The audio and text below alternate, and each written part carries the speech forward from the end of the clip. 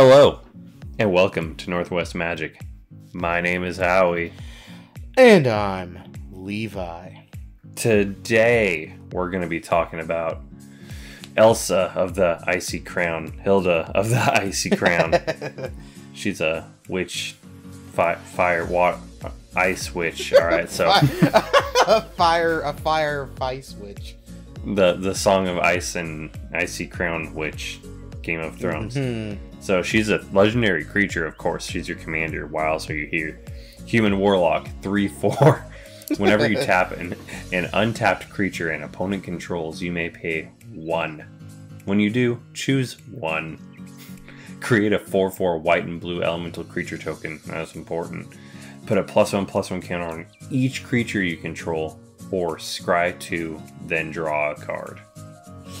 This is an extremely powerful commander. Yeah. When we were kind of going through things, honestly, you can go in quite a few directions. Not like directions necessarily, but there's some flexibility with these decks.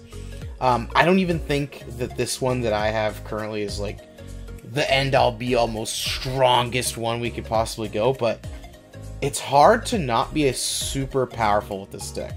Because what's going to happen is you're going to be barely ever getting attacked because you're always tapping everything most of the time, and then you just get all this value out of it.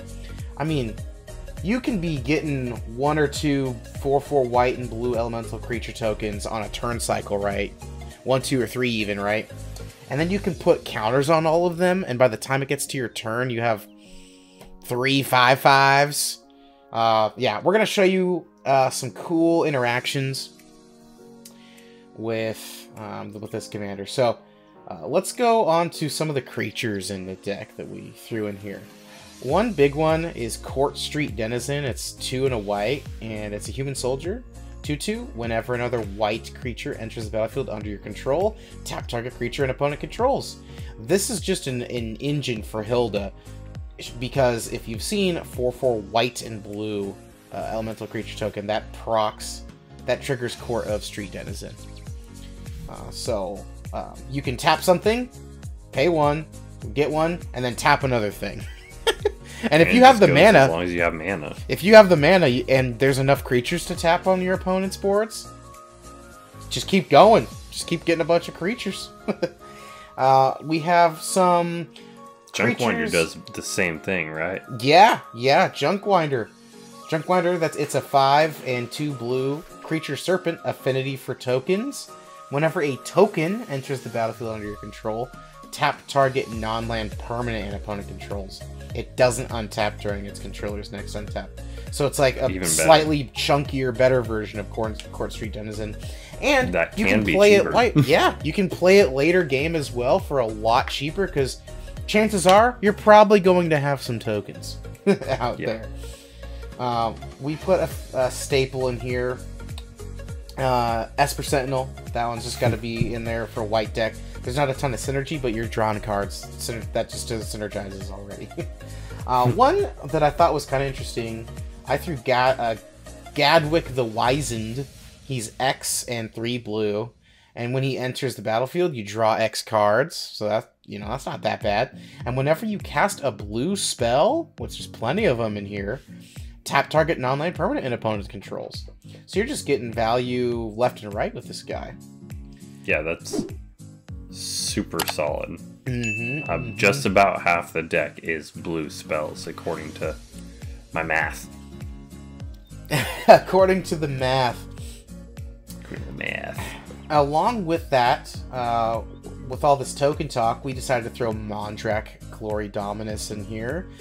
He is a token doubler, as well as a creature who will benefit from the +1/+1 counters that you're going to be putting on these things. So I say he's really, really good for this. Getting 2 4/4s off of like maybe a simple tap cantrip, guys. Oh, that hurts. That hurts. We thought Lost Captain would go pretty well in here, because it also creates a token, and whenever a human enters, you get to tap another thing as well. So she creates tokens as well as taps things as well. So, pretty darn sweet. Another interesting couple creatures in here that I think you're going to see a lot on EDH Rec is the partners. Rhoda Geist Avenger and Timon Youthful Geist. Timon Youthful Geist he has flying, and at the beginning of each combat, tap up to one really creature. And then Rhoda, if he's out, whenever a creature an opponent controls becomes tapped, if it isn't being declared as an attacker, put a +1/+1 counter on Rhoda. So Rhoda's just getting chonkier, Timon's actually tapping things, and just working towards your game plan of making sure that everything is always tapped almost all the time. Yeah, and notably they have partner with, so if you draw one of them and you cast it, you go ahead and get the other one from your deck into your hand. Yeah, and they work so well together, it's really nice.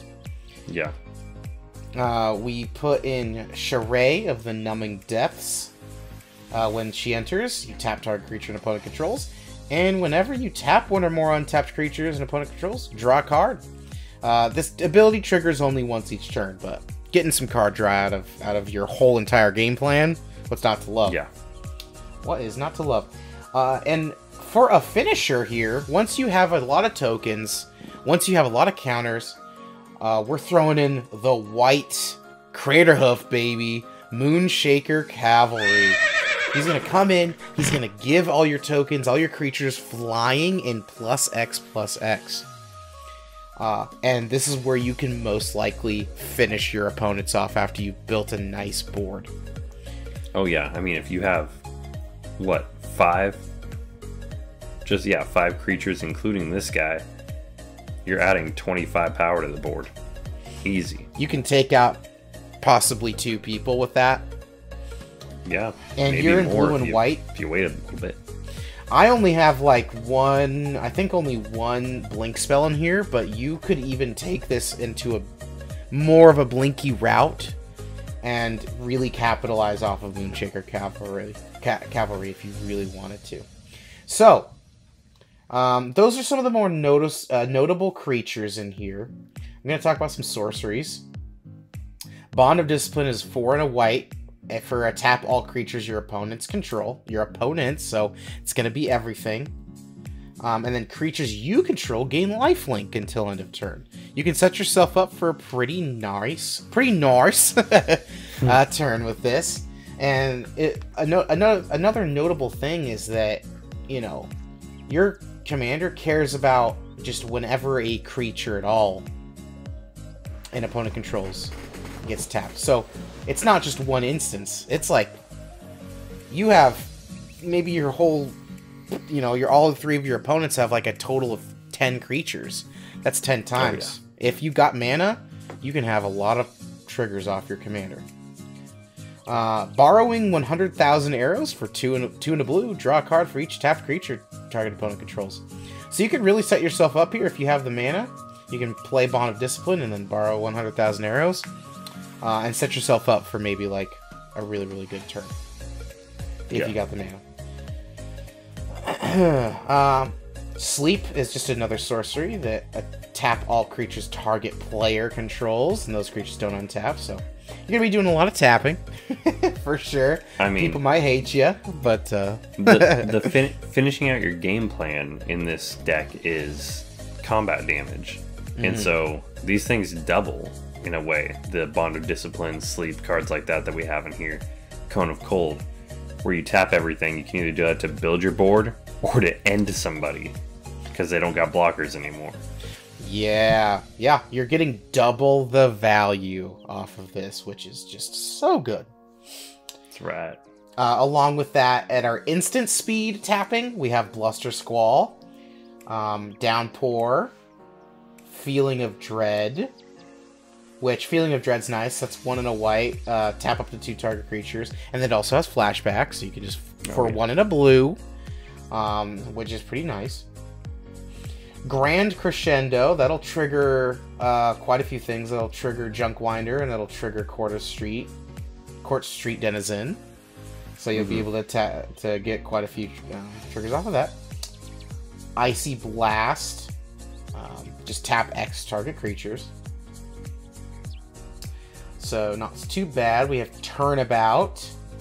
This is one where you choose artifact, creature, or land, and then you tap all untapped permanents of the chosen type that a target player controls. You're most likely going to be choosing creature. I mean, you could also... It's an instant speed, so you could wait until their untap step, or their draw step, and then say, I'm going to tap all your lands. It's sort of like an extra turn spell in that regard, in a way. Yeah, it almost is. I think I definitely tried to go with mostly the instant speeds when it comes to the tapping stuff. Tapping on at sorcery speed isn't too bad. It's not horrible on your turn. Don't get me wrong. But if you're really able to put a wrench in somebody's game plan during their turn, maybe after they've tapped some mana or something to play, maybe they want to play a big creature or something, they have a big turn, and you tap all their creatures and they can't do anything. They don't get to attack, And then with that, you can basically give your 4/4 elemental creatures pseudo haste, because at the end of your opponent's turn or whenever, they're good to attack when it comes to your turn. Yep. So it's important that we put quite a few of the instant speed tap abilities in here. Just for that reason. You're able to swing out with your tokens you just created. Yes. I threw in the new Quick Study. We really like this one. It's an instant speed 2 and a blue. Draw 2 cards. Pretty dang solid common, if I don't say so myself. I enjoyed the little you see a guard approach. Just 1 blue. You can tap target creature, or you can gain hexproof. A creature you control gains hexproof until end of turn. Just versatility. Yeah, some versatility right there. It gives you a quick little, and it's important to know that like 1 blue can really it can, in this deck, it can tap something big of somebody's. It can get you a 4/4. It can draw you a card if you have your board set up. You know what I'm saying? One blue in this deck for just a measly blue mana. It can really get you a lot of stuff. A lot of your classic artifacts are in here. Because you're in white-blue, you don't have a ton of ramps, so we just have a lot of the classic mana rocks. Some important equipment is Hylda's Crown of Winter for 3. Legendary artifact for 1 and a tap. Tap target creature. This ability costs 1 less to activate during your turn, so if you do it at basically sorcery speed, you can attach this to something to give it the ability to tap another creature. Or you can sacrifice it and draw a card for each tapped creature your opponent controls for 3 mana, which is pretty dang solid. Not an equipment. Not an equipment. Sorry, I called it an equipment, but it's an artifact. It's an artifact. Yes. My bad. It looks like an equipment. It looks like a crown. Awesome. It is a crown. Pretty solid, and we threw, and then we threw the Iron Crag in there because it's a new 2 mana rock. Oh yeah, untapped. Untapped, important. The 1 ring I put in here because it's freaking solid. And some enchantments that I'll talk about. We have our classic Smothering Tithe and Rustic Study in here. And I put Teferi's Ageless Insight because you can, from your commander, if you so choose, off of a tap, draw a card. You get to scry 2. Teferi's Ageless Insight lets you scry 2, draw 2, baby. Pretty darn solid.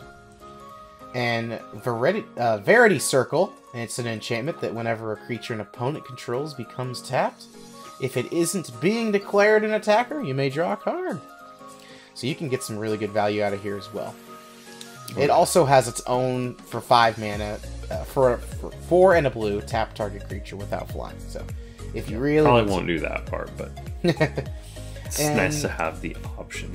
Some of our more notable lands, which really is Forbidden Orchard. We decided to put Forbidden Orchard in here because while this deck has a lot of value, you are still kind of relying on other people to have creatures. You know what I mean? And not every deck in the world has a ton of creatures in it. You know? So Forbidden Orchard gives somebody a creature for you to tap and get value off of. Yep. But the rest of it is pretty actually just standard blue and white stuff. So basically, you're good Azorius lands. Yeah. Well, some basics in there, good Azorius lands, stuff like that. So this is a deck that just has a ton of just double value on things. Oh, an honorable mention I wanted to say is Herald of Secret Streams for 3 and a blue creatures you control with plus and plus counters on and can't be blocked as well. That is another good finisher in this deck. So these are some of the things you're looking for. Moonshaker Cavalry, Herald of Streams.